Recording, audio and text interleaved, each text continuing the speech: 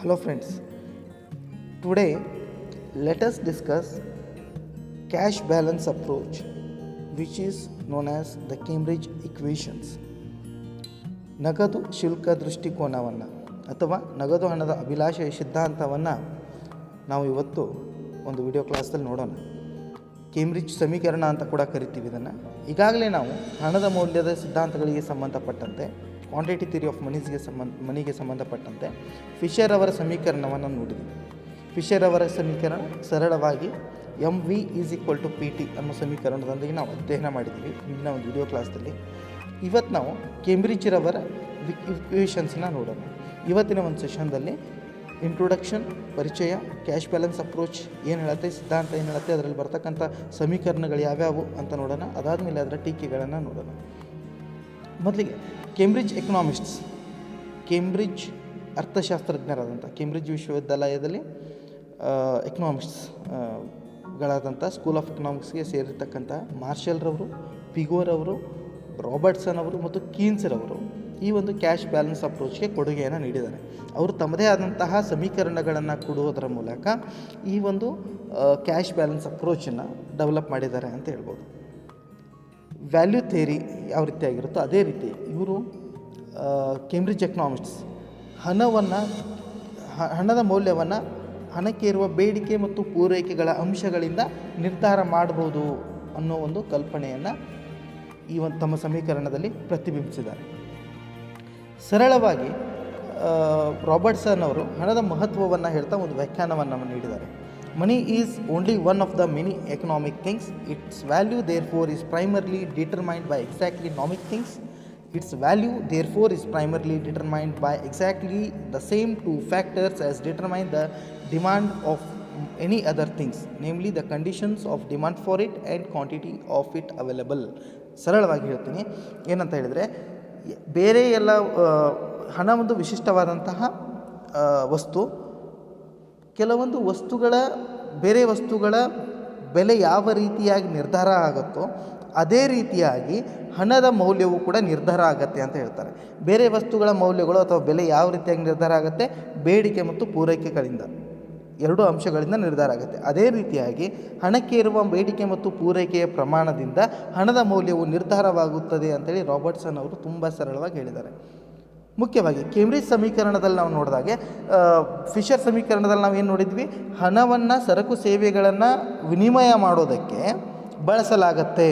ಅಂದರೆ ಮುಖ್ಯವಾಗಿ ಫಿಶರ್ ಅವರು ಹಣವು ವಿನಿಮಯದ ಒಂದು ಕಾರ್ಯವನ್ನು ಮಾಡುತ್ತೆ, ಆ ಕಾರಣಕ್ಕೆ ಹಣವನ್ನು ಜನ ಬಳಸ್ತಾರೆ, ಬೇಡಿಕೆ ಇಡ್ತಾರೆ ಹಣಕ್ಕೆ ಅಂತ ಹೇಳಿದರು. ಆದರೆ ಕ್ಯಾಶ್ ಬ್ಯಾಲೆನ್ಸ್ ಅಪ್ರೋಚ್ದಲ್ಲಿ, ಈ ನಗದು ಹಣದ ಅಭಿಲಾಷೆ ಸಿದ್ಧಾಂತದಲ್ಲಿ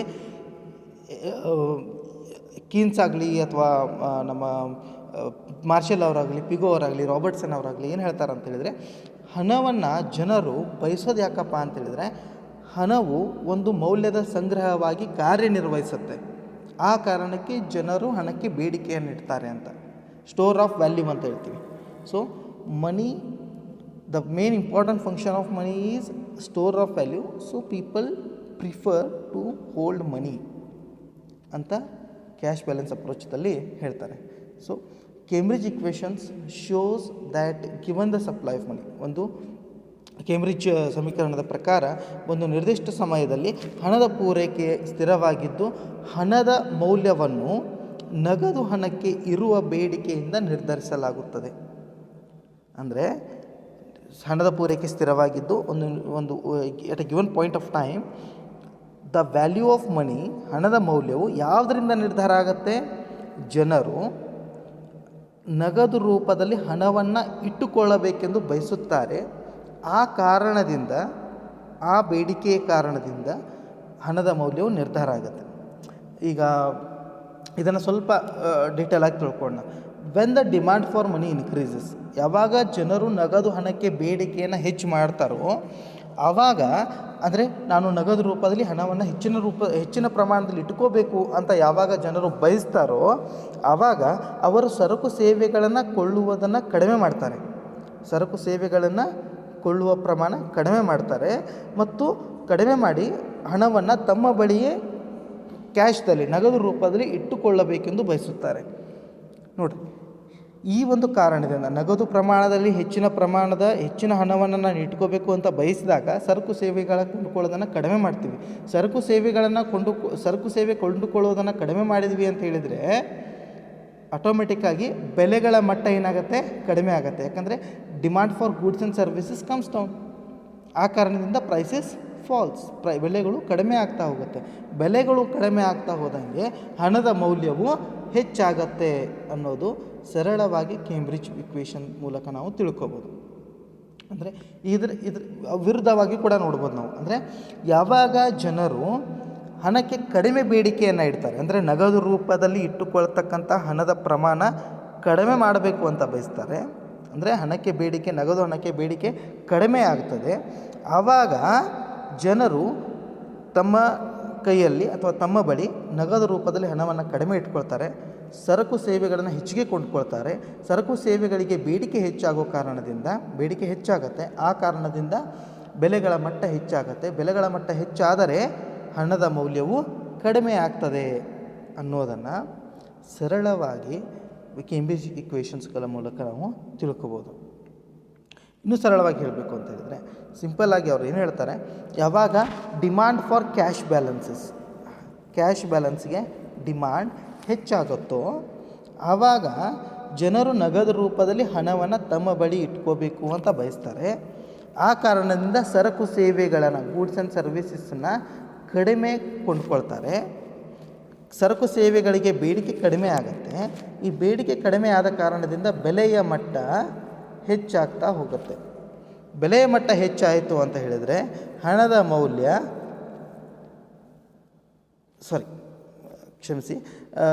ನಗದು ಹಣಕ್ಕೆ ಬೇಡಿಕೆ ಹೆಚ್ಚಾದಾಗ ಸರಕು ಸೇವೆಗಳನ್ನು ಕಡಿಮೆ ಕೊಳ್ತಾರೆ. ಸರಕು ಸೇವೆಗಳಿಗೆ ಬೇಡಿಕೆ ಕಡಿಮೆ ಆದಾಗ ಬೆಲೆಯ ಮಟ್ಟ ಕಡಿಮೆ ಆಗುತ್ತೆ. ಬೆಲೆಯ ಮಟ್ಟ ಕಡಿಮೆ ಆದರೆ ಹಣದ ಮೌಲ್ಯ ಹೆಚ್ಚಾಗತ್ತೆ. ಮತ್ತು ಇದರ ವಿರುದ್ಧವಾಗಿ ಅಂದರೆ ನಗದು ಹಣದ ರೂಪದ ಹಣಕ್ಕೆ ಬೇಡಿಕೆ ಯಾವಾಗ ಕಡಿಮೆ ಆಗುತ್ತೋ ಆವಾಗ ಸರಕು ಸೇವೆಗಳಿಗೆ ಬೇಡಿಕೆ ಹೆಚ್ಚಾಗತ್ತೆ. ಬೇಡಿಕೆ ಹೆಚ್ಚಾದರೆ ಬೆಲೆಯ ಮಟ್ಟ ಕೂಡ ಪ್ರೈಸ್ ಲೆವೆಲ್ ಹೆಚ್ಚಾಗತ್ತೆ. ಪ್ರೈಸ್ ಲೆವೆಲ್ ಹೆಚ್ಚಾಯಿತು ಅಂತ ಹೇಳಿದರೆ, ಬೆಲೆಯ ಮಟ್ಟ ಹೆಚ್ಚಾಯಿತು ಅಂತ ಹೇಳಿದರೆ ಹಣದ ಮೌಲ್ಯ ಕಡಿಮೆ ಆಗುತ್ತೆ ಅಂತ. ಸೊ ಸರಳವಾಗಿ ಕೇಂಬ್ರಿಡ್ಜ್ ಇಕ್ವೇಷನನ್ನು ನಾವು ಅರ್ಥ ಮಾಡ್ಕೋಬೋದು ಈ ರೀತಿಯಾಗಿ. ಮತ್ತೀಗ ಮುಂದಿನದಾಗಿ ಮಾರ್ಷಲ್ ರವರ ಸಮೀಕರಣ ನೋಡೋಣ. ಮಾರ್ಷಲ್ ಅವರು ತಮ್ಮ ಸಮೀಕರಣವನ್ನು ಮಾರ್ಷಲ್ ರವರು ಈ ಒಂದು ಸಿದ್ಧಾಂತವನ್ನು ಸಮೀಕರಣದ ರೂಪದಲ್ಲಿ ವ್ಯಕ್ತಪಡಿಸಿರಲಿಲ್ಲ. ಫ್ರೀಡ್ಮನ್ ರವರು ಅದನ್ನು ಸಮೀಕರಣದ ರೂಪದಲ್ಲಿ ವ್ಯಕ್ತಪಡಿಸ್ತಾ ಹೋಗಿದ್ದಾರೆ. ಆ ಸಮೀಕರಣವನ್ನು ಸರಳವಾಗಿ ನಾವು ನೋಡೋಣ. M = KPY ಅನ್ನೋ ಒಂದು ಸಮೀಕರಣವನ್ನು ಮಾರ್ಷಲ್ ರವರು ನೀಡಿದ್ದಾರೆ. ಎಮ್ ಅಂತ ಹೇಳಿದರೆ ಹಣದ ಪ್ರಮಾಣವನ್ನು, ಅಂದರೆ ನೋಟುಗಳು ಮತ್ತು ಬೇಡಿಕೆ ಠೇವಣಿಗಳನ್ನು ಒಳಗೊಂಡಿದೆ. ಅರ್ಥವ್ಯವಸ್ಥೆಯಲ್ಲಿ ಹಣದ ಪ್ರಮಾಣ ಎಷ್ಟಿದೆ ಅನ್ನೋದು ಎಮ್ ಸೂಚನೆ ಮಾಡುತ್ತೆ. ಇದು ಹಣದ ಪೂರೈಕೆ ಅಂತ ಹೇಳ್ತೀವಿ, right. M stands for the exogenously determined supply of ಮನಿ. ಹಣದ ಪೂರೈಕೆಯನ್ನು ಸೂಚಿಸುತ್ತೆ. ಅರ್ಥವ್ಯವಸ್ಥೆಯಲ್ಲಿರ್ತಕ್ಕಂಥ, ಚಲಾವಣೆಯಲ್ಲಿರ್ತಕ್ಕಂಥ ಹಣದ ಪ್ರಮಾಣ ಏನೇನು ಒಳಗೊಂಡಿದೆ? ಇದು ನೋಟುಗಳು ಮತ್ತು ಬೇಡಿಕೆ ಠೇವಣಿಗಳನ್ನ ಒಳಗೊಂಡಿದೆ, ಡಿಮಾಂಡ್ ಡಿಪಾಸಿಟ್ಸ್, ರೈಟ್. ಎರಡನೇದು ಕೆ ಅಂತ ಹೇಳಿದರೆ it is the fraction of the real money income which people wish to hold in cash and demand deposits. ನೈಜ ಆದಾಯದಲ್ಲಿ ಜನರು ಇಟ್ಟುಕೊಳ್ಳ ಬಯಸುವ ನಗದು ಹಣದ ಪ್ರಮಾಣವಾಗಿದೆ, ರೈಟ್. ಹಂಗಂದ್ರೆ ಇಲ್ಲಿ ನೈಜ ಆದಾಯ ಅಂದರೆ ಯಾವುದು? ವಾಯ್ ಏನಿದೆ, ಇದು ವಾಯ್ ನೈಜ ಆದಾಯವನ್ನು ಸೂಚನೆ ಮಾಡುತ್ತೆ, right. Y indicates the real income, ಎಗ್ರಿಗೇಟ್ real income, ಸಮಗ್ರ ನೈಜ ಆದಾಯವನ್ನು ಸೂಚಿಸುತ್ತೆ. ಪಿ ಅಂದರೆ ಬೆಲೆಯ ಮಟ್ಟ, ರೈಟ್. ಪಿ ಅಂದರೆ ಬೆಲೆಯ ಮಟ್ಟವನ್ನು ಸೂಚಿಸುತ್ತೆ. ಅಂದರೆ ನೈಜ ಆದಾಯದಲ್ಲಿ ಜನರು ಇಟ್ಟುಕೊಳ್ಳ ಬಯಸುವ ನಗದು ಹಣದ ಪ್ರಮಾಣವನ್ನು ಕೆ ಸೂಚಿಸುತ್ತೆ. ಪಿ ಯಾಕೆ ತೊಗೊಂಡಿದ್ದೀವಿ ನಾವಲ್ಲಿ? ಸರಕು ಸೇವೆಗಳನ್ನು ಎಷ್ಟು ತೊಗೊತಾರೋ, ಎಷ್ಟು ಆದಾಯ ಇರುತ್ತೋ ಅವೆರಡನ್ನೂ ನೋಡಿದಾಗ ನೈಜ ಆದಾಯವನ್ನು ನಾವು ಕಂಡುಹಿಡ್ಕೋಬೋದು, ಹೌದಾ? ಸೊ ನೈಜ ಆದಾಯದಲ್ಲಿನ ಶೇಕಡ ಎಷ್ಟರಷ್ಟು ಹಣವನ್ನು ತಮ್ಮ ಬಳಿ ಇಟ್ಟುಕೊಳ್ಳಲು ಬಯಸುತ್ತಾರೆ ಅನ್ನೋದನ್ನು ನಾವು ಕೆ ಮೂಲಕ ನೋಡ್ಬೋದು. ಸೊ ಸರಳವಾಗಿ ಅವರ ಸಮೀಕರಣವನ್ನು ಈ ರೀತಿಯಾಗಿ ಬರಿತೀವಿ. Thus the price level is equal to P. Price level ಅಂದರೆ P is equal to M divided by K ಇದು ಬೆಲೆ ಮಟ್ಟವನ್ನು ಸೂಚಿಸುತ್ತೆ. ಅಂದರೆ M/KY ಅಂತ ಹೇಳಿದಾಗ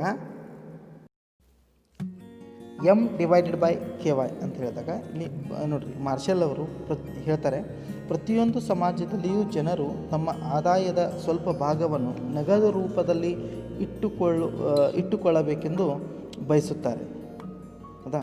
ರಾಷ್ಟ್ರೀಯ ಆದಾಯದ 1/10 ಅಂದರೆ 10% ಭಾಗವನ್ನು ನಗದು ರೂಪದಲ್ಲಿ ಇಟ್ಕೊಳ್ಬೇಕು ಅಂತ ಹೇಳಿ ಜನಸಮುದಾಯ ಭಾವಿಸುತ್ತೆ ಅಂಥೇಳಿ ನಾವು ಒಂದು ಕಲ್ಪನೆ ಮಾಡ್ಕೊಳ್ಳೋಣ.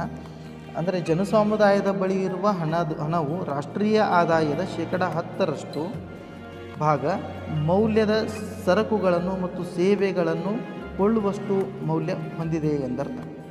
ಈಗ ಜನಸಮುದಾಯ ರಾಷ್ಟ್ರೀಯ ಆದಾಯದ 1/10 ಅಂದರೆ 10%ಕ್ಕೆ ಬದಲು 1/8 ಕೇವಲ 8%ನ 1/8 ಭಾಗವನ್ನು ನಗದು ರೂಪದಲ್ಲಿ ಹೊಂದಲು ಇಷ್ಟಪಡುತ್ತದೆ ಎಂದು ತಿಳಿಯೋಣ. ಅಂದರೆ ಮೊದಲಿಗಿಂತಲೂ ಹೆಚ್ಚು ಹಣವನ್ನು ನಗದಾಗಿ ಇಟ್ಟುಕೊಳ್ಳಲು ಜನಸಮುದಾಯ ಬಯಸುತ್ತದೆ ಎಂದು ಅರ್ಥ. ರೈಟ್. ಆದರೆ ಸರಕುಗಳ ಮತ್ತು ಸೇವೆಗಳ ಮೇಲೆ ವೆಚ್ಚವನ್ನು ಕಡಿಮೆ ಮಾಡುವುದರ ಮೂಲಕ ಮಾತ್ರ ಅಧಿಕ ಪ್ರಮಾಣದ ನಗದು ಹಣವನ್ನು ಹೊಂದಲು ಸಾಧ್ಯವಾಗುತ್ತದೆ. ಆದ್ದರಿಂದ ಹೆಚ್ಚು ನಗದು ಹಣವನ್ನು ಹೊಂದುವುದರಿಂದ ಸರಕುಗಳಿಗೆ ಮತ್ತು ಸೇವೆಗಳಿಗೆ ಬೇಡಿಕೆ ತಗ್ಗುತ್ತಾ ಅವುಗಳ ಬೆಲೆಗಳು ಕಡಿಮೆಯಾಗುತ್ತಾ ಹೋಗುತ್ತೆ. ಬೆಲೆಗಳು ಇಳಿಯುವುದರಿಂದ ರಾಷ್ಟ್ರೀಯ ಆದಾಯ ಬೆಲೆಗಳು ಕಡಿಮೆ ಆಗುವುದರಿಂದ ಹಣದ ಮೌಲ್ಯವು ಹೆಚ್ಚಾಗತ್ತೆ ಅಂಥೇಳಿ ಸರಳವಾಗಿ ನಾವು ಹೇಳ್ಬೋದು. ಇದು ಮಾರ್ಷಲ್ರವರ ಒಂದು ಸಮೀಕರಣ ಆಗಿದೆ. ರೈಟ್. ಈಗ ಅದನ್ನೇ ಹಣದ ಮೌಲ್ಯವನ್ನು ನಾವು ಕಂಡುಹಿಡಿಬೇಕು ಅಂತ ಇಟ್ಕೊಂಡ್ರೆ P=M/KY ಇದು ಬೆಲೆಯ ಮಟ್ಟವನ್ನು ತಿಳಿಸ್ಕೊಡುತ್ತೆ. ರೈಟ್. ಹಣದ ಪೂರೈಕೆ ಹೆಚ್ಚಾದರೆ, ಸಪ್ಲೈ ಆಫ್ ಮನಿ ಹೆಚ್ಚಾದರೆ ಸಿಂಪಲ್ಲಾಗಿ ಏನಾಗ್ತೈತಿ, ಪ್ರೈಸ್ ಲೆವೆಲ್ ಕೂಡ ಹೆಚ್ಚಾಗತ್ತೆ ಅಂತ ಹೇಳ್ತೀವಿ. ಈಗ ಒಂದು ವೇಳೆ ನಾವು ಹಣದ ಮೌಲ್ಯವನ್ನು ಕಂಡುಹಿಡ್ಕೋಬೇಕು ಅಂತ ಹೇಳಿದರೆ ಈ ಒಂದು ಸಮೀಕರಣವನ್ನು P=M/KY ಸಮೀಕರಣವನ್ನು ರೆಸಿಪ್ರೊಕಲ್ ಮಾಡಿದಾಗ ಏನಾಗತ್ತೆ, ಇದು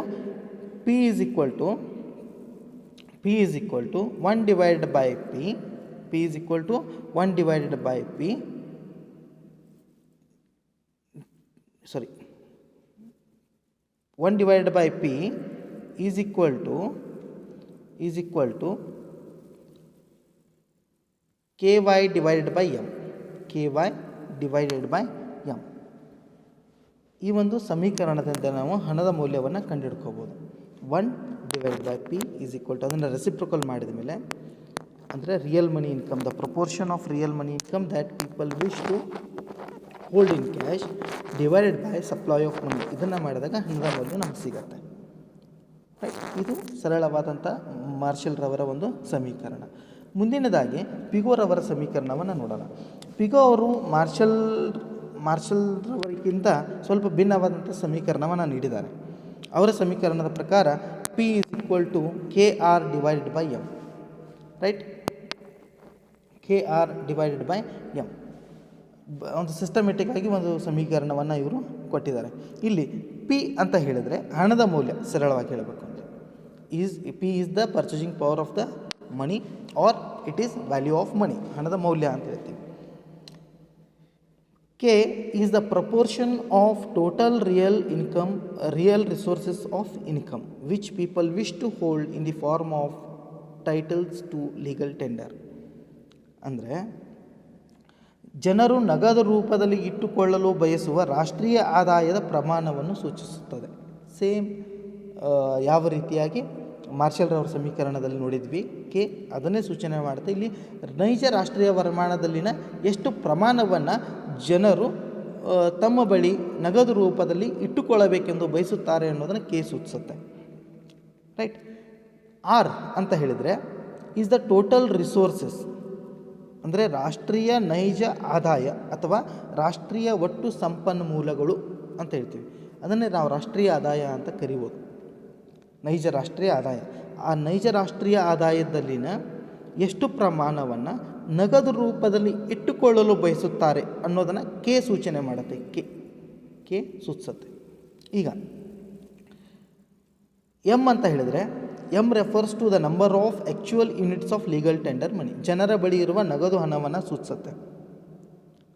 ಅಂದರೆ that is supply of money ಅಂತ ಹೇಳ್ಬೋದು ನಾವು. ಈ ಸಮೀಕರಣದಲ್ಲಿ ಪಿ ಎನ್ನುವುದು ಫಿಶರ್ ಅವರ ಸಮೀಕರಣದಲ್ಲಿ ಬರುವ ಪಿಗೆ ಸಂಪೂರ್ಣ ವಿರುದ್ಧವಾಗಿದೆ ಅಂತ ಹೇಳ್ಬೋದು. ಫಿಶರ್ ಅವರ ಸಮೀಕರಣದಲ್ಲಿ ಪಿ ಅನ್ನೋದು ಬೆಲೆಯ ಮಟ್ಟ ಆಗಿತ್ತು. ಪಿಗೋರ್ ಅವರ ಸಮೀಕರಣದಲ್ಲಿ ಏನಾಗಿದೆ, ಅದು ಹಣದ ಮೌಲ್ಯ ಆಗಿದೆ. ರೈಟ್. ತಮ್ಮ ಬಳಿ ಇರುವ ಹಣದಿಂದ ಜನರು ಕೊಳ್ಳಬಹುದಾದ ಸರಕುಗಳ ಮತ್ತು ಸೇವೆಗಳ ಪ್ರಮಾಣವನ್ನು ಕೆ ಆರ್ ಸೂಚಿಸುತ್ತದೆ.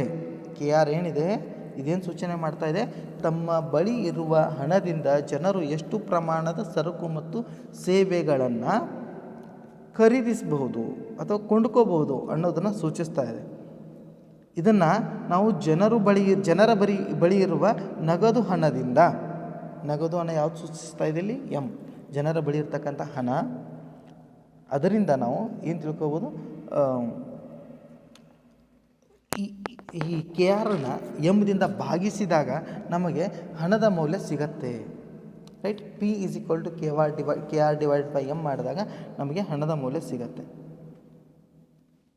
ಈಗ ಪಿ ಅನ್ನೋದು ಫಿಗೋರ್ ಅವರ ಸಮೀಕರಣದಲ್ಲಿ ಹಣದ ಮೌಲ್ಯವನ್ನು ಸೂಚಿಸ್ತಾ ಇದೆ. ಈಗ ನಾವು ಬೆಲೆ ಮಟ್ಟವನ್ನು ತಿಳ್ಕೊಬೇಕು ಅಂತ ಹೇಳಿದರೆ ಸರಳವಾಗಿ ಇದನ್ನು ನಾವು ರೆಸಿಪ್ರೋಕಲ್ ಮಾಡಬೇಕಾಗತ್ತೆ. ರೆಸಿಪ್ರೋಕಲ್ ಅಂತ ಹೇಳಿದರೆ 1 divided by P is equal to 1 divided by P is equal to ಏನು ಮಾಡಬೇಕೀಗ, 1 divided by P into M divided by K R ಮಾಡಿದ್ವಿ ಅಂತ ಇಟ್ಕೊಳ್ರಿ, ನಮಗೆ ಬೆಲೆಯ ಪ್ರಮಾಣ ಸಿಗತ್ತೆ, ಬೆಲೆಯ ಮಟ್ಟ ಸಿಗತ್ತೆ. ಸೊ ಇದು ಪಿಗೋರ್ ಅವರ ಒಂದು ಸಮೀಕರಣ. ಮುಂದಿನದಾಗಿ, ಬೆಲೆಯ ಮಟ್ಟವು ಹಣದ ಪೂರೈಕೆ ಅಥವಾ ರಾಷ್ಟ್ರೀಯ ಆದಾಯದೊಂದಿಗೆ ವಿಪರ್ಯುಕ್ತವಾಗಿಯೂ ಮತ್ತು ನಗದು ಹಣದ ಮೊತ್ತದೊಂದಿಗೆ ನೇರವಾಗಿಯೂ ಬದಲಾಗುತ್ತದೆ. ಅಂದರೆ ಬೆಲೆಯ ಮಟ್ಟ ಅನ್ನೋದೇನಿದೆ, ನಗದು ಹಣದ ಪೂರೈಕೆ ಅಥವಾ ರಾಷ್ಟ್ರೀಯ ಆದಾಯ, ಏನು ಕೆ ಆರ್ ಅಂತ ಬರ್ತಿದ್ದೀವಲ್ಲ, ದಿಸ್ ಪಾರ್ಟ್ ಕೆ ಆರ್ ಭಾಗ ಏನಿದೆ ಅದು, ಅದ್ರ ಜೊತೆಗೆ ವಿಪರ್ಯುಕ್ತವಾಗಿ ಅಂದರೆ ನೆಗೆಟಿವ್ ಆಗಿ, ಋಣಾತ್ಮಕವಾಗಿ ಸಂಬಂಧ ಹೊಂದಿರುತ್ತೆ. ಮತ್ತು ನಗದು ಹಣದ ಮೊತ್ತ ಎಮ್ದೊಂದಿಗೆ ನೇರವಾಗಿ ಬದಲಾಗುತ್ತೆ. ಸರಳವಾಗಿ ಹೇಳಬೇಕು ಅಂತ ಹೇಳಿದರೆ, ಬೆಲೆಯ ಮಟ್ಟ ಪ್ರೈಸ್ ಲೆವೆಲ್ ಹಣದ ಪೂರೈಕೆಯೊಂದಿಗೆ ನೇರ ಸಂಬಂಧವನ್ನು ಹೊಂದಿದೆ, ಹಣಕ್ಕೆ ಇರುವ ಬೇಡಿಕೆಯೊಂದಿಗೆ ವಿರುದ್ಧ ಸಂಬಂಧ ಹೊಂದಿದೆ. ಯಾವಾಗ ಹಣದ ಪೂರೈಕೆ ಹೆಚ್ಚಾಗುತ್ತೋ ಅಥವಾ ಸಪ್ಲೈ ಆಫ್ ಮನಿ, ಹಣದ ಪೂರೈಕೆ ಅರ್ಥವ್ಯವಸ್ಥೆಯಲ್ಲಿ ಹೆಚ್ಚಾಗುತ್ತೋ ಬೆಲೆಯ ಮಟ್ಟ ಹೆಚ್ಚಾಗುತ್ತೆ. ಹಣಕ್ಕೆ ಇರುವ ಕ್ಯಾಶ್ ಬ್ಯಾಲೆನ್ಸ್ ಡಿಮಾಂಡ್ ಯಾವಾಗ ಹೆಚ್ಚಾಗುತ್ತೋ ಬೆಲೆಯ ಮಟ್ಟ ಕಡಿಮೆ ಆಗುತ್ತೆ. ಅಂದರೆ ನಾವು ಈಗಾಗಲೇ ಇಂಟ್ರೊಡಕ್ಟರಿ ಪಾರ್ಟ್ ಒಳಗೆ ಏನು ನೋಡಿದ್ದೀವಿ, ಸಮೀಕರಣ ಅದನ್ನೇ ಸೂಚಿಸ್ತಾ ಇದೆ. ಮುಂದುವರೆದು ಫಿಶರ್ ಅವರು ಕ್ಯಾಶ್ ಬ್ಯಾಲೆನ್ಸ್ ಅಪ್ರೋಚ್ದಲ್ಲಿ ತಮ್ಮ ಒಂದು ಸಮೀಕರಣದಲ್ಲಿ ಬ್ಯಾಂಕ್ ಹಣವನ್ನು ಸೇರಿಸಲು ತಮ್ಮ ಸಮೀಕರಣವನ್ನು ಸ್ವಲ್ಪ ಮಟ್ಟಿಗೆ ವಿಸ್ತರಿಸಿದ್ದಾರೆ. ಏನಂತ ಹೇಳಿ, P is equal to K R divided by M into bracket C plus H into another bracket 1 minus C. ಇಲ್ಲಿ ಸಿ ಅಂತ ಹೇಳಿದರೆ proportion of total real income actually held by the people in legal tender including token coins. Right. 1 minus C ಅಂತ ಹೇಳಿದರೆ is the proportion kept in the bank notes and bank balances. ಬ್ಯಾಂಕುಗಳ ಬಳಿ ಇರತಕ್ಕಂತಹ ಪ್ರಮಾಣ, ನೋಟ್ಗಳ ರೂಪದಲ್ಲಿ ಮತ್ತು ಬ್ಯಾಂಕ್ ಬ್ಯಾಲೆನ್ಸ್ ಅಂದರೆ ಠೇವಣಿಗಳ ರೂಪದಲ್ಲಿರ್ತಕ್ಕಂಥ ಒಂದು ಪ್ರಮಾಣ. ಎಚ್ ಅಂತ ಹೇಳಿದರೆ it is the proportion of actual legal tender that bankers keep against the notes and balances held by the customers. ಏನು ಕಸ್ಟಮರ್ಸ್ ಇರ್ತಾರೋ ಅವ್ರು ಹೋಗಿ ಬ್ಯಾಂಕಿನಲ್ಲಿ ಇಟ್ಟಿರ್ತಕ್ಕಂಥ ಹಣದ ಒಂದು ಪ್ರಮಾಣವನ್ನು, ಒಂದಿಷ್ಟು ಭಾಗವನ್ನು ಬ್ಯಾಂಕ್ನವರು ತಮ್ಮ ಬಳಿ ಇಟ್ಕೊಂಡಿರ್ತಾರೆ. ಅಂದರೆ ಪ್ರತಿನಿತ್ಯದ ಚಟುವಟಿಕೆಗಳಿಗಾಗಿ ಆ ಹಣವನ್ನು ಸೂಚಿಸುತ್ತೆ. ಸೊ ಇದು ಬ್ಯಾಂಕ್ ಹಣವನ್ನು ಸೇರಿಸಿ ವಿಸ್ತೃತವಾದಂಥ ಒಂದು ಸಮೀಕರಣವನ್ನು ಫಿಶರ್ ಅವರು ನೀಡಿದ್ದಾರೆ. ರೈಟ್. ಈಗ ಪಿಗೋರ್ ಅವ್ರ ಪ್ರಕಾರ ಸರಳವಾಗಿ ಹೇಳಬೇಕು ಅಂತ ಹೇಳಿದರೆ, ಅವರೊಂದು ರೇಖಾಚಿತ್ರದ ಮೂಲಕ ನಾವು ಪಿಗೋರ್ ಅವರು ಏನು ಹೇಳಬೇಕಂತಿದ್ದಾರೆ ಅನ್ನೋದನ್ನು ಸರಳವಾಗಿ ತೋರಿಸ್ಬೋದು. OX ಅಕ್ಷದಲ್ಲಿ ನಾವು ಹಣದ ಬೇಡಿಕೆಯನ್ನು ಅಥವಾ ಹಣದ ಪೂರೈಕೆಯನ್ನು ಅಳತೆ ಮಾಡ್ತಾಯಿದ್ದೀವಿ. OY ಅಕ್ಷದಲ್ಲಿ ನಾವು ಹಣದ ಮೌಲ್ಯವನ್ನು ಅಳತೆ ಮಾಡ್ತಾಯಿದ್ದೀವಿ. ರೈಟ್. DD ಇದು ಬೇಡಿಕೆ ರೇಖೆ. ಈಗ ಯಾವಾಗ OM1 ಪ್ರಮಾಣದ ಹಣದ ಪೂರೈಕೆ ಆಗುತ್ತೋ, ಪೂರೈಕೆ ಇಷ್ಟಿದ್ದಾಗ ಡಿಮಾಂಡ್ ಫಾರ್ ಮನಿ OM1 ಆಗಿದ್ದಾಗ ಬೆಲೆಯ ಮಟ್ಟ OP1 ಆಗಿರುತ್ತೆ. ರೈಟ್. ಇಲ್ಲಿ ನೋಡಿರಿ, ಸರಳವಾಗಿ ಹೇಳಬೇಕು ಅಂತ ಹೇಳಿದ್ರೆ, the demand curve of money has uniform unitary elasticity. ಅಂದರೆ ಈ ರೇಖಾಚಿತ್ರದಲ್ಲಿ ಏನು ಸೂಚಿಸ್ತಾ ಇದ್ದೀವಿ, ಹಣದ ಪೂರೈಕೆಯು ಹೆಚ್ಚಾದಂತೆ ಹಣದ ಮೌಲ್ಯವು ಕಡಿಮೆಯಾಗುತ್ತದೆ ಅನ್ನೋದನ್ನು. ಈಗ OM1 ಇದ್ದಾಗ P1 ಬೆಲೆಯ ಮಟ್ಟ ಆಗಿದೆ, ಅಂದರೆ ಅದು ಹಣದ ಮೌಲ್ಯ ಹೆಚ್ಚಾಗಿದೆ. ಯಾವಾಗ ಹಣದ ಪೂರೈಕೆ OM1ದಿಂದ OM2ಗೆ ಸಾಗುತ್ತೋ ಅಥವಾ ಹೆಚ್ಚಾಗುತ್ತೋ, ಹಣದ ಪೂರೈಕೆ ಹೆಚ್ಚಾದಾಗ ನೋಡಿರಿ, ಪೂರೈಕೆ ಹೆಚ್ಚಾದಾಗ ಏನಾಗ್ತಾ ಇದೆ, ಹಣದ ಮೌಲ್ಯ ಕಡಿಮೆ ಆಗ್ತಾ ಇದೆ. OP1ಇಂದ OP2ಗೆ ಬರ್ತಾ ಇದೆ. ಸೊ ಹಣದ ಪೂರೈಕೆ ಮತ್ತು ಹೆಚ್ಚಾದಾಗ OM3ಗೆ ಎಷ್ಟು ಹಣದ ಪೂರೈಕೆ ಹೆಚ್ಚಾದಾಗ ಬೆಲೆಯ ಮಟ್ಟ ಇನ್ನೂ ಕಡಿಮೆ ಆಗ್ತಾಯಿದೆ, ಅಂದರೆ ವ್ಯಾಲ್ಯೂ ಇನ್ನೂ ಕಡಿಮೆ ಆಗ್ತಾಯಿದೆ, OP3ಗೆ ಬರ್ತಾಯಿದೆ. ಸೊ ಸರಳವಾಗಿ ಹೇಳಬೇಕು ಅಂತ ಹೇಳಿದ್ರೆ, ಹಣದ ಪೂರೈಕೆ ಹೆಚ್ಚಾದಂತೆ ಈ ಒಂದು ರೇಖೆಯಲ್ಲಿ ನೋಡಿದಾಗೆ, OX ರೇಖೆಯಲ್ಲಿ ನೋಡಿದಾಗೆ ಹಣದ ಪೂರೈಕೆ ಹೆಚ್ಚಾದಂತೆ ಹಣದ ಮೌಲ್ಯವು ಕಡಿಮೆ ಆಗ್ತಾ ಹೋಗ್ತಾ ಇದೆ. ಸೊ ಹಣದ ಪೂರೈಕೆ ಮತ್ತು ಹಣದ ಮೌಲ್ಯದ ನಡುವೆ ವಿರುದ್ಧ ಸಂಬಂಧ ಇದೆ ಅನ್ನೋದು ಪಿಗೋರ್ ಅವರ ಅಭಿಪ್ರಾಯ. ಮುಂದಿನದಾಗಿ ರಾಬರ್ಟ್ಸನ್ ರವರ ಸಮೀಕರಣ. ಸೊ ರಾಬರ್ಟ್ಸನ್ ರವರ ಸಮೀಕರಣ ಮತ್ತು ಪಿಗೋರ್ ಅವರ ಸಮೀಕರಣದಲ್ಲಿ ಬಹಳಷ್ಟು ವ್ಯತ್ಯಾಸಗಳಿಲ್ಲ. ರೈಟ್. ರಾಬರ್ಟ್ಸನ್ ರವರ ಸಮೀಕರಣ ಪಿಗೋರ್ ಅವರ ಸಮೀಕರಣಕ್ಕೆ ಹೋಲುತ್ತೆ ಅಂತ ಹೇಳ್ಬೋದು. ರೈಟ್. ಸ್ವಲ್ಪ ಕೆಲವು ಸಣ್ಣ ಬದಲಾವಣೆಗಳೊಂದಿಗೆ ಅವರು ಪಿಗೋರ್ನ ಸಮೀಕರಣವನ್ನೇ ಹೋಲ್ತಾರೆ. ರೈಟ್. ಇವರ ಸಮೀಕರಣ ಯಾವ ರೀತಿಯಾಗಿದೆ ಅಂತ ನೋಡೋಣ. M = PKT ಅಂತ ಹೇಳ್ತಾರೆ.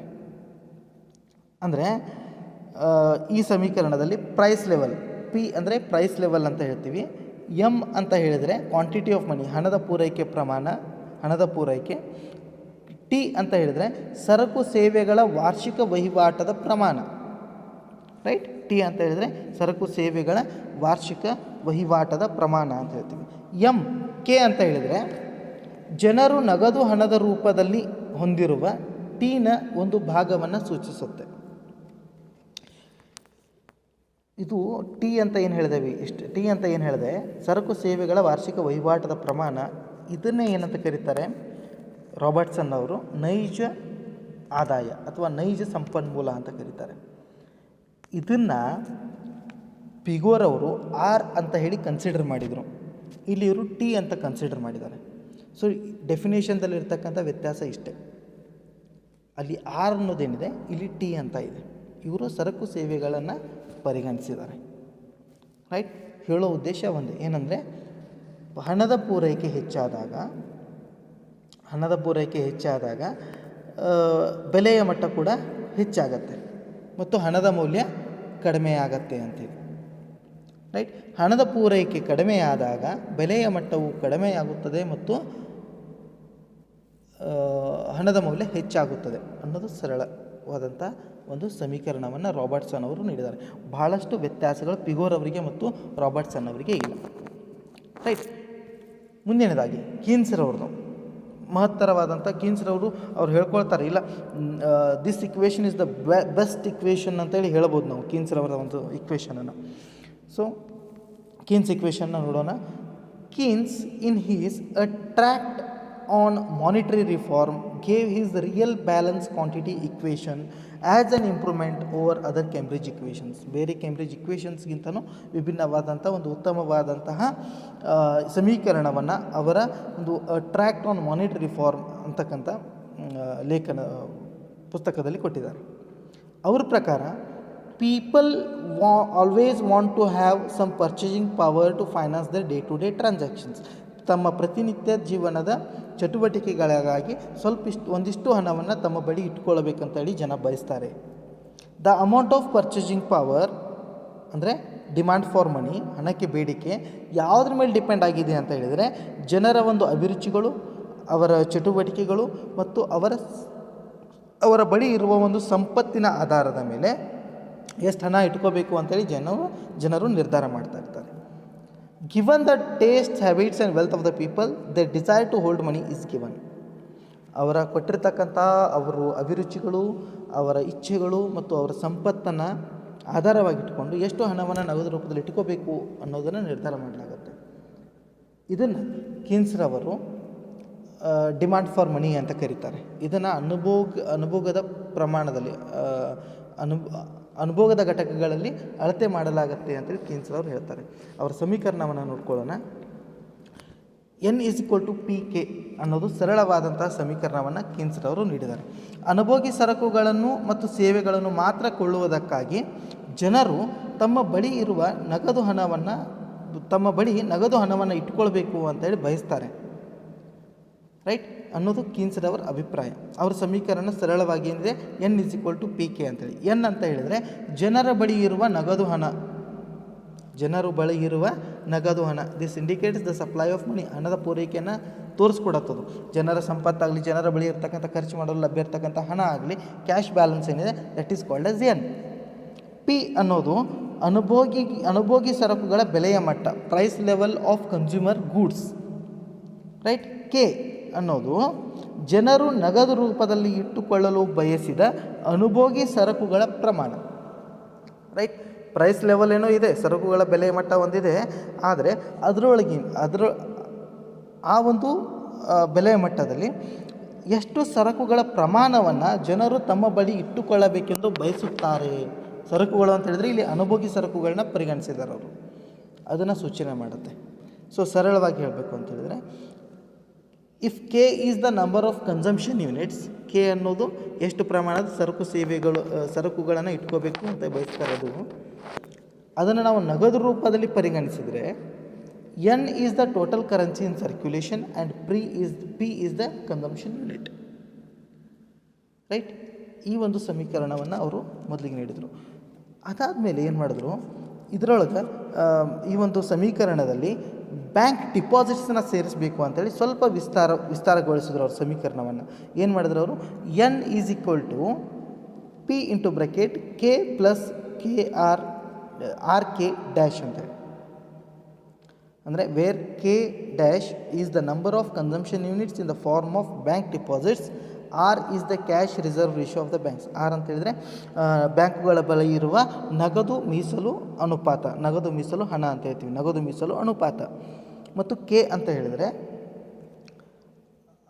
ಸರಕು ಸೇವೆಗಳನ್ನು ಖರೀದಿ ಮಾಡೋ ಬದಲು ಬ್ಯಾಂಕ್ ಡಿಪಾಸಿಟ್ಸ್ ಅಂತೇಳಿ ಏನು ಹಣವನ್ನು ಇಟ್ಟಿರ್ತೀವೋ ಅದು, ರೈಟ್.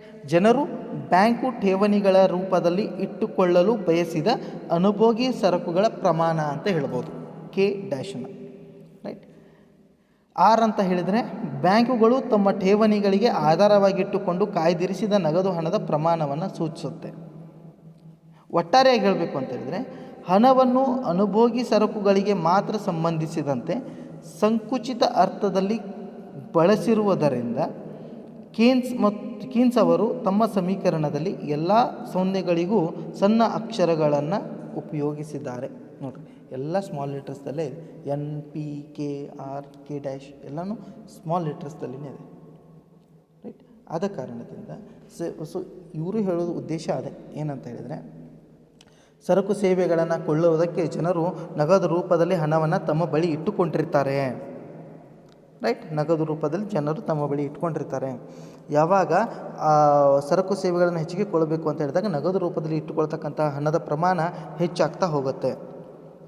ಸೊ ನಗದು ರೂಪದಲ್ಲಿ ಜನ ಹೆಚ್ಚಿಗೆ ಹಣವನ್ನು ಇಟ್ಟುಕೊಂಡಾಗ ಸರಕು ಸೇವೆಗಳನ್ನು ಕೊಳ್ಳುವುದನ್ನು ಕಡಿಮೆ ಮಾಡ್ತಾರೆ. ಆವಾಗ ಸರಕು ಸೇವೆಗಳ ಕೊಳ್ಳೋದನ್ನು ಕಡಿಮೆ ಮಾಡಿದ್ರು ಅಂತ ಹೇಳಿದರೆ ಅವುಗಳ ಬೆಲೆಗಳ ಮಟ್ಟ ಕಡಿಮೆ ಆಗ್ತಾ ಹೋಗುತ್ತೆ. ಅವುಗಳ ಬೆಲೆಗಳ ಮಟ್ಟ ಕಡಿಮೆ ಆಗ್ತಾ ಹೋಯಿತು ಅಂತ ಹೇಳಿದರೆ ಹಣದ ಮೌಲ್ಯ ಹೆಚ್ಚಾಗತ್ತೆ ಅನ್ನೋದನ್ನು ಸರಳವಾಗಿ ಕೀನ್ಸ್ರವರು ತಮ್ಮ ಸಮೀಕರಣದಲ್ಲಿ ತಿಳಿಸ್ಕೊಟ್ಟಿದ್ದಾರೆ.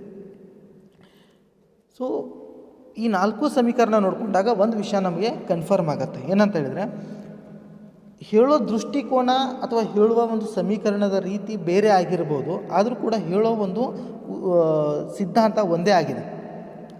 ಏನು ಸಿದ್ಧಾಂತ ಅಂತ ಹೇಳಿದರೆ, ನಗದು ರೂಪದಲ್ಲಿ ಜನ ಹಣವನ್ನು ಇಟ್ಟುಕೊಳ್ಳಲು ಬಯಸುತ್ತಾರೆ. ಯಾಕಪ್ಪ ಅಂತ ಹೇಳಿದರೆ ಸರಕು ಸೇವೆಗಳನ್ನು ಕೊಂಡ್ಕೋಬೇಕು, ನಗದು ರೂಪದಲ್ಲಿ ಇಟ್ಕೋಬೇಕು ಅಂತ ಬಯಸ್ತಾರೆ. ಈ ನಗದು ರೂಪದಲ್ಲಿ ಹಣವನ್ನು ಇಟ್ಟುಕೊಳ್ಳೋದಕ್ಕೆ ಬಯಕೆ ಅಥವಾ ಬೇಡಿಕೆ ಹೆಚ್ಚಾದರೆ ಸರಕು ಸೇವೆಗಳನ್ನು ಸರಕು ಸೇವೆ ಕೊಂಡ್ಕೊಳ್ಳೋದನ್ನು ಕಡಿಮೆ ಮಾಡ್ತಾರೆ. ಈಗ ನನ್ನ ಹತ್ರ 100 ರೂಪೀಸ್ ಇದೆ. ಆ 100 ರೂಪೀಸ್ನಲ್ಲಿ ನಾನು 80 ರೂಪೀಸನ್ನು ನನ್ನ ಬಳಿನೇ ಇಟ್ಕೋಬೇಕು ಅಂತ ಬಯಸ್ತೀನಿ. ಇನ್ನು 20 ರೂಪೀಸ್ದು ಮಾತ್ರ ಸರಕು ಸೇವೆಗಳನ್ನ ತೊಗೋಬೇಕು ಅಂತ ಬಯಸ್ತೀನಿ. ಈಗ ಸರಕು ಸೇವೆಗಳನ್ನ 20 ರೂಪಾಯಿದು ಮಾತ್ರ ತೊಗೊತೀನಿ. ರೈಟ್, ಇಲ್ಲಿ ಹಣದ ಬೇಡಿಕೆ, ಇಟ್ಟುಕೊಳ್ಳಲು ಬಯಸಿದ ಹಣದ ಬೇಡಿಕೆ ಏನಾಗಿದೆ, ಹೆಚ್ಚಾಗಿದೆ, 80 ಇದೆ ಈಗ. ರೈಟ್, ಸರಕು ಸೇವೆಗಳನ್ನ ಕಡಿಮೆ ಕೊಂಡ್ಕೊಳ್ತಾ ಇದ್ದೀನಿ, ಕೇವಲ 20 ರೂಪಾಯಿದು ಮಾತ್ರ. ಸೊ ಬೆಲೆಗಳ ಮಟ್ಟ ಏನಾಗುತ್ತೆ, ನಾನು ಕಡಿಮೆ, ಎಲ್ಲ ಜನ ಸಮುದಾಯದಲ್ಲಿ ಹಿಂಗೆ ಹೆಚ್ಚಿನ ಹಣವನ್ನು ನಗದು ರೂಪದಲ್ಲಿ ತಂಬಳಿ ಇಟ್ಕೊಂಡು ಸರಕು ಸೇವೆಗಳನ್ನ ಕಡಿಮೆ ಕೊಳ್ಳೋದಕ್ಕೆ ಪ್ರಾರಂಭ ಮಾಡಿದ್ರು ಅಂತ ಹೇಳಿದರೆ ಆಟೋಮೆಟಿಕಲಿ ಉತ್ಪಾದಕರು, ಮಾರಾಟಗಾರರು ಬೆಲೆಗಳನ್ನು ಕಡಿಮೆ ಮಾಡ್ತಾ ಹೋಗ್ತಾರೆ. ಯಾವಾಗ ಸರಕು ಸೇವೆಗಳ ಬೆಲೆಗಳು ಕಡಿಮೆ ಆಗುತ್ತೋ ಆವಾಗ ಹಣದ ಮೌಲ್ಯ ಹೆಚ್ಚಾಗತ್ತೆ ಅನ್ನೋದು ಈ ಒಂದು ಸಿದ್ಧಾಂತದ ತತ್ವ. ಇದನ್ನು ವಿರುದ್ಧವಾಗಿ ನೋಡೋಣ. ಈಗ ನಾನು ನಗದು ರೂಪದಲ್ಲಿ ಇಟ್ಟುಕೊಳ್ಳಬೇಕೆಂದು ಬಯಸಿದ ಹಣವನ್ನು ಕೇವಲ 20 ರೂಪಾಯಿ ಮಾತ್ರ ನಾನು ಕ್ಯಾಶನ್ನು ಇಟ್ಕೋಬೇಕಂತ ಬಯಸ್ತೀನಿ, 70 ರೂಪಾಯಿ ಸರಕು ಸೇವೆಗಳನ್ನ ತೊಗೋಬೇಕು ಅಂತ ಬಯಸ್ತೀನಿ. ಈಗ ಸರಕು ಸೇವೆಗಳ ಮೇಲೆ ಹೆಚ್ಚಿನ ಒಂದು ಖರ್ಚನ್ನು ಮಾಡ್ತಾ ಇದ್ದೀನಿ. ನಗದು ರೂಪದ ಹಣದ ಬೇಡಿಕೆ ಏನಾಗಿದೆ, ಈಗ ಕಡಿಮೆ ಆಗಿದೆ, ಇಟ್ಕೊಳ್ಬೇಕಂತ ಬಯಸಿದ್ದ ಹಣ ಕಡಿಮೆ ಆಗಿದೆ. 70 ರೂಪೀಸ್ ಗೂಡ್ಸ್ ಆ್ಯಂಡ್ ಸರ್ವಿಸಸ್ ಮೇಲೆ ಖರ್ಚು ಮಾಡ್ತಾ ಇದ್ದೀನಿ. ಎಲ್ಲ ಜನರೂ ಇದೇ ರೀತಿ ವರ್ತನೆ ಮಾಡ್ತಾಯಿದ್ರು ಸಮುದಾಯದಲ್ಲಿ ಅಂತ ಹೇಳಿದರೆ ಸರಕು ಸೇವೆಗಳಿಗೆ ಬೇಡಿಕೆ ಹೆಚ್ಚಾಗಿ ಅವುಗಳ ಬೆಲೆಗಳು ಹೆಚ್ಚಾಗತ್ತೆ. ಅವುಗಳ ಬೆಲೆ ಮಟ್ಟ ಹೆಚ್ಚಾದರೆ ಹಣದ ಮೌಲ್ಯ ಕಡಿಮೆ ಆಗ್ತದೆ ಅನ್ನೋದು ಒಟ್ಟಾರೆಯಾಗಿ ಕೇಂಬ್ರಿಡ್ಜ್ ಸಮೀಕರಣದ ಒಂದು ಸಿದ್ಧಾಂತ. ರೈಟ್, ಇಷ್ಟೆಲ್ಲ ಕೇಂಬ್ರಿಡ್ಜ್ ಇಕ್ವೇಷನ್ಸ್ನ ನಾವು ನೋಡಿದ ಮೇಲೆ ಒಂದಿಷ್ಟು ಟೀಕೆಗಳನ್ನು ನೋಡಲೇಬೇಕಾಗತ್ತೆ. ಯಾಕಂದರೆ ಕೇಂಬ್ರಿಡ್ಜ್ ಸಮೀಕರಣವನ್ನು ಹಲವಾರು ಅರ್ಥಶಾಸ್ತ್ರಜ್ಞರು ತಮ್ಮದೇ ಒಂದು ಶೈಲಿಯಲ್ಲಿ ಬಿಂಬಿಸಿ ಅದನ್ನು ಕ್ರಿಟಿಸೈಸ್ ಮಾಡಿದ್ದಾರೆ. ಸೊ ಮೊದಲನೇದಾಗಿ ನ್ಯಾರೋ ವ್ಯೂ, ಬಹಳ ಸಂಕುಚಿತವಾದಂತಹ ಒಂದು ದೃಷ್ಟಿಕೋನವನ್ನು ಹೊಂದಿದೆ ಅಂತ ಹೇಳ್ತೀವಿ, ಭಾಳ ನ್ಯಾರೋ ಅಪ್ರೋಚನ್ನು ಹೊಂದಿದೆ ಅಂತ ಹೇಳ್ತೀವಿ. ಕೇಂಬ್ರಿಡ್ಜ್ ಸಮೀಕರಣವು ಅನುಭೋಗಿ ಸರಕುಗಳನ್ನು ಮಾತ್ರ ಗಣನೆಗೆ ತೆಗೆದುಕೊಂಡಿದೆ. ಆ ಆಧಾರದ ಮೇಲೆ ಹಣದ ಮೌಲ್ಯದ ನಿರ್ಧಾರವನ್ನು ವಿಶ್ಲೇಷಿಸಿದೆ. ರೈಟ್, ಈ ಸಂಗತಿಯು ಪಿಗೋ ಮತ್ತು ಕೀನ್ಸ್ ಅವರ ಸಮೀಕರಣದಲ್ಲಿ ಪ್ರಧಾನವಾಗಿ ಕಾಣ್ತದೆ. ಆದ ಕಾರಣದಿಂದ ಇದು ಬಹಳ ಒಂದು ಸಂಕುಚಿತ ವ್ಯಾಪ್ತಿಯನ್ನು, ದೃಷ್ಟಿಕೋನವನ್ನು ಹೊಂದಿದೆ ಅಂತ ಹೇಳ್ತೀವಿ. ಮತ್ತಿದು ಫಿಶರ್ ಅವರ ಒಂದು ನಿಯಮದ ಪುನರುಕ್ತಿಯಾಗಿದೆ. ಫಿಶರ್ಸ್ ಸಿದ್ಧಾಂತ ಏನಿದೆ MV=PT, ಅದರ ಪುನರುಕ್ತಿಯಾಗಿದೆ ಅಂತ ಹೇಳ್ಬೋದು ನಾವು. ಕೇಂಬ್ರಿಡ್ಜ್ ಸಮೀಕರಣವನ್ನು ಯಾವ ಕಡೆಯಿಂದಲೂ ತೆಗೆದುಕೊಂಡರೂ ಫಿಶರ್ ಅವರ ಸಮೀಕರಣವನ್ನು ಪುನರುಕ್ತಿ ಮಾಡ್ದಂಗೆ ಕಾಣ್ತದೆ. MV=PT ಅಂತ ಹೇಳಿ ಅವ್ರು ಹೇಳ್ತಾರೆ. ಇಲ್ಲಿ MV=PT ಅಂತ ಏನು ಹೇಳ್ತಾರೆ ಅವರು, ಹಣದ ಮೌಲ್ಯವನ್ನು ಅಳತೆ ಮಾಡೋದಕ್ಕೆ, ಅದನ್ನು ನಾವು ಇವರು ಕೇಂಬ್ರಿಡ್ಜ್ರವರ ರೂಪದಲ್ಲೂ ಕೂಡ ಬರ್ಕೋಬೋದು. ಯಾವ ರೀತಿ ಅಂತ ಹೇಳಿದ್ರೆ M=KPT ಅಂತ ಹೇಳಿ. ರೈಟ್, ಆದ್ದರಿಂದ ಕೇಂಬ್ರಿಡ್ಜ್ ಸಮೀಕರಣವು ಹೊಸತೇನನ್ನು ಹೇಳಿಲ್ಲ, ಇದು ಕೇವಲ ಫಿಶರ್ ಅವರ ಸಮೀಕರಣದ ಒಂದು ಪುನರುಕ್ತಿಯಾಗಿದೆ ಅಂತ ಹೇಳ್ಬೋದು. ಮುಂದೆ ಈ ಒಂದು ಸಿದ್ಧಾಂತ, ಕೇಂಬ್ರಿಡ್ಜ್ರವರ ಸಿದ್ಧಾಂತ ಅಥವಾ ಕೇಂಬ್ರಿಡ್ಜ್ರವರ ಸಮೀಕರಣ ಇತರೆ ಅಂಶಗಳನ್ನು ನಿರ್ಲಕ್ಷಿಸ್ತದೆ. ಅದೇ ನೆಗ್ಲೆಕ್ಟ್ ಆಫ್ ಅದರ್ ಫ್ಯಾಕ್ಟರ್ಸ್ ಅಂತ ಹೇಳ್ತೀವಿ. ಇತರೆ ಅಂಶಗಳು ಅಂತ ಹೇಳಿದಾಗ ಕೇವಲ ಇಲ್ಲಿ ಹಣದ ಪೂರೈಕೆಯನ್ನು ಅದನ್ನು ಕೂಡ ಸೀಮಿತವಾಗಿ ಪರಿಗಣಿಸಿದ್ದಾರೆ. ಸೊ ಹಣದ ಪೂರೈಕೆಯಲ್ಲಿ ಬರ್ತಕ್ಕಂಥ ಇತರೆ ಅಂಶಗಳು ಏನಿದೆ, ಡಿಪಾಸಿಟ್ಸ್ ಆಗಲಿ, ಸೇವಿಂಗ್ಸ್ ಆಗಲಿ, ಆಮೇಲೆ ಸ್ವಲ್ಪ ಹೆಚ್ಚಿಗೆ ಲಿಕ್ವಿಡಿಟಿಯನ್ನು ಹೊಂದದೇ ಇರತಕ್ಕಂಥ ಹಣ ಆಗಲಿ, ಇವುಗಳನ್ನು ಪರಿಗಣಿಸಿಲ್ಲ. ಮತ್ತು ಹಣವನ್ನು ಟ್ರಾನ್ಸಾಕ್ಷನ್ಗೋಸ್ಕರ ಬಳಸ್ತಾರೆ, ಆ ಒಂದು ಕಾರ್ಯವನ್ನು ಕೂಡ ಅದು ಪರಿಗಣಿಸಿಲ್ಲ. ಕೇವಲ ಹಣವನ್ನು it is not only major of value, store of value, but it is medium of exchange. Right, so ಹಲವಾರು ಅಂಶಗಳನ್ನು ಅದು ಅಲ್ಲಗಳೆದಿದೆ ಈ ಸಿದ್ಧಾಂತ. ಆ ಕಾರಣಕ್ಕೆ ಇದು ವಾಸ್ತವಿಕವಾಗಿ ಅಪ್ಲೈ ಆಗ್ತಕ್ಕಂಥ ಸಿದ್ಧಾಂತ ಅಲ್ಲ ಅಂತ ಕೆಲವರು ಕ್ರಿಟಿಸೈಸ್ ಮಾಡಿದ್ದಾರೆ. ಮತ್ತು ತಪ್ಪು ಕಲ್ಪನೆಗಳ ಮೇಲೆ ಇದೊಂದು ಸಿದ್ಧಾಂತ ನಿಂತುಕೊಂಡಿದೆ. ಕೇಂಬ್ರಿಡ್ಜ್ ಅವರ ಸಮೀಕರಣವು ಕೆ ಮತ್ತು ಟಿ ಸ್ಥಿರವಾಗಿರುತ್ತದೆ ಎಂದು ಭಾವಿಸ್ತದೆ. ಕೆ ಅಂತ ಹೇಳಿದರೆ the proportion of goods and services that people intend to buy. Right, ಅದು ಸ್ಥಿರವಾಗಿರುತ್ತೆ ಅಂತ ಹೇಳ್ತಾರೆ. ಅಂದರೆ ಈ ಸಮೀಕರಣವೂ ಸಹ ಫಿಶರ್ ಅವರ ಸಮೀಕರಣದಂತೆ ಅವಾಸ್ತವಿಕ ಕಲ್ಪನೆಗಳನ್ನು ಆಧಾರವಾಗಿಟ್ಕೊಂಡಿದೆ. ರೈಟ್. ಮುಂದಿನದಾಗಿ neglects the level of economic activity, ಆರ್ಥಿಕ ಚಟುವಟಿಕೆಗಳ ಮಟ್ಟದ ನಿರ್ಲಕ್ಷ್ಯ. ಸೊ ಎಕನಾಮಿಕ್ ಆ್ಯಕ್ಟಿವಿಟಿ ಲೆವೆಲ್ಸ್ ಏನಿದೆ ಅನ್ನೋದನ್ನು ಅದು ಪರಿಗಣಿಸೋದಿಲ್ಲ. ಮುಂದಿನದಾಗಿ ನೈಜ ಅಂಶಗಳನ್ನು ಅವಗಣನೆ, ನೆಗ್ಲೆಕ್ಟ್ಸ್ ದ ರಿಯಲ್ ಫ್ಯಾಕ್ಟರ್ಸ್. ಅನಂತರ ಇಟ್ ನೆಗ್ಲೆಕ್ಟ್ಸ್ ಇಂಟ್ರೆಸ್ಟ್ ರೇಟ್, ಬಡ್ಡಿಯ ದರದ ನಿರ್ಲಕ್ಷ್ಯ ಅಂತ ಹೇಳ್ತೀವಿ. ಕೇಂಬ್ರಿಡ್ಜ್ ಸಮೀಕರಣವು ಆಸ್ತಿ ಸಂಗ್ರಹಣೆಯ ಹಣದ ಕಾರ್ಯವನ್ನು ನಿರ್ಲಕ್ಷಿಸಿದೆ. ಆದ್ದರಿಂದ ಹಣದ ಪೂರೈಕೆ ಮೇಲೆ ಬಡ್ಡಿ ದರದ ಪರಿಣಾಮಗಳು ಆಗ್ತಾ ಇರುತ್ತೆ. ಆ ಒಂದು ಅಂಶಗಳನ್ನು ಅದು ನಿರ್ಲಕ್ಷಿಸಿದೆ, ಸಿದ್ಧಾಂತ ನಿರ್ಲಕ್ಷಿಸಿದೆ. ಯಾಕಂದರೆ ಬಡ್ಡಿ ದರ ಬ್ಯಾಂಕುಗಳು ಹೆಚ್ಚಿಗೆ ಕೊಡ್ತಾ ಇರುವಾಗ ಜನರು ಬ್ಯಾಂಕಿನಲ್ಲಿ ಹಣವನ್ನು ಜಾಸ್ತಿ ಇಡ್ತಾರೆ, ಡಿಪಾಸಿಟ್ ಮಾಡ್ತಾರೆ, because they want to earn returns for that cash. Right. ಈ ಕೆಲವೊಂದಿಷ್ಟು ಅಂಶಗಳನ್ನು ಬಡ್ಡಿ ದರಕ್ಕೆ ಸಂಬಂಧಪಟ್ಟಂತೆ ಅವರು ಪರಿಗಣಿಸಿಲ್ಲ. ಮುಂದಿನದಾಗಿ ಕೇಂಬ್ರಿಡ್ಜ್ ಸಮೀಕರಣವು ಅಥವಾ ಈ ಸಮೀಕರಣಗಳೆಲ್ಲವೂ ಕ್ಯಾಶ್ ಬ್ಯಾಲೆನ್ಸ್ ಅಪ್ರೋಚ್ನಲ್ಲಿ ಬರ್ತಕ್ಕಂಥ ಎಲ್ಲ ಸಮೀಕರಣಗಳು ಆರ್ಥಿಕ ಆವರ್ತಗಳನ್ನು ವಿವರಿಸುವುದರಲ್ಲಿ ವಿಫಲ ಆಗಿವೆ. ನೋಡ್ರಿ, ಮುಖ್ಯವಾಗಿ ಆರ್ಥಿಕ ಆವರ್ತಗಳು ಅಂತ ಹೇಳಿದಾಗ ನಾವಲ್ಲಿ ಇನ್ಫ್ಲೇಷನ್, ಡಿಫ್ಲೇಷನ್ ಇವೆಲ್ಲವನ್ನು ಪರಿಗಣಿಸಬೇಕಾಗತ್ತೆ. ಈ ಒಂದು ಸನ್ನಿವೇಶವನ್ನು ಇನ್ಫ್ಲೇಷನ್ ಆಗಲಿ, ಡಿಫ್ಲೇಷನ್ ಆಗಲಿ ಅಥವಾ ಆರ್ಥಿಕ ಏರಿಳಿತಗಳಾಗಲಿ ಇವುಗಳ ಬಗ್ಗೆ ಎಲ್ಲೂ ಬೆಳಕನ್ನು ಚೆಲ್ಲಿಲ್ಲ. ಆ ಕಾರಣದಿಂದ ಕೇಂಬ್ರಿಡ್ಜ್ ಈಕ್ವೇಷನ್ ಏನಿದೆ ಅಥವಾ ಕ್ಯಾಶ್ ಬ್ಯಾಲೆನ್ಸ್ ಅಪ್ರೋಚ್ ಏನಿದೆ ಇದು ಒಂದು ಸರಿಯಾದಂತಹ ಅಥವಾ ಸಿದ್ಧಾಂತ ಅಲ್ಲ ಅಂಥೇಳಿ ಕೆಲವು ಅರ್ಥಶಾಸ್ತ್ರಜ್ಞರು ವಾದ ಮಾಡಿದ್ದಾರೆ. ಆದರೂ ಕೂಡ ಫಿಶರ್ ಅವರ ಕ್ವಾಂಟಿಟಿ ಥಿಯರಿಗೆ ಹೋಲಿಸಿದ್ದು ನೋಡಿದ್ರೆ this approach, cash balance approach ಒಂದು ಉತ್ತಮವಾದಂತಹ ಅಪ್ರೋಚ್ ಅಂತ ಹೇಳ್ಬೋದು, ಒಂದು ಸಿದ್ಧಾಂತ ಅಂತ ಹೇಳ್ಬೋದು. ಮುಂದಿನ ವಿಡಿಯೋ ಕ್ಲಾಸ್ನಲ್ಲಿ ಕೇಂಬ್ರಿಡ್ಜ್ ಈಕ್ವೇಷನ್ ಮತ್ತು ಕ್ಯಾಶ್ ಟ್ರಾನ್ಸಾಕ್ಷನ್ ಅಪ್ರೋಚ್ ಅಂದರೆ ಫಿಶರ್ ಅವರ ಸಮೀಕರಣ ಮತ್ತು ಕೇಂಬ್ರಿಡ್ಜ್ರವರ ಸಮೀಕರಣದಲ್ಲಿರ್ತಕ್ಕಂಥ ಸಿಮಿಲ್ಯಾರಿಟೀಸ್ ಏನಿದೆ ಮತ್ತು ಡಿಸ್ಸಿಮಿಲ್ಯಾರಿಟೀಸ್ ಏನಿದೆ, ಅಂದರೆ ಎರಡರ ಮಧ್ಯೆನೂ ಹೋಲಿಕೆಗಳೇನಿದೆ ಮತ್ತು ವ್ಯತ್ಯಾಸಗಳೇನಿದೆ ಅಂತ ನೋಡೋರು. ಮತ್ತು ಕ್ಯಾಶ್ ಬ್ಯಾಲೆನ್ಸ್ ಅಪ್ರೋಚನ್ನು ಯಾವುದು ಕ್ಯಾಶ್ ಟ್ರಾನ್ಸಾಕ್ಷನ್ ಅಪ್ರೋಚ್ಗಿಂತನೂ ಫಿಶರ್ ಅವರ ಸಮೀಕರಣಕ್ಕಿಂತನೂ ಉತ್ತಮವಾದಂಥ ಒಂದು ಸಮೀಕರಣ ಅಂತ ಹೇಳ್ತೀವಿ. ಯಾಕೆ ಹೇಳ್ತೀವಿ ಅನ್ನೋದನ್ನು ಮುಂದಿನ ಒಂದು ವಿಡಿಯೋ ಕ್ಲಾಸ್ದಲ್ಲಿ ನೋಡೋಣ. Okay, thank you.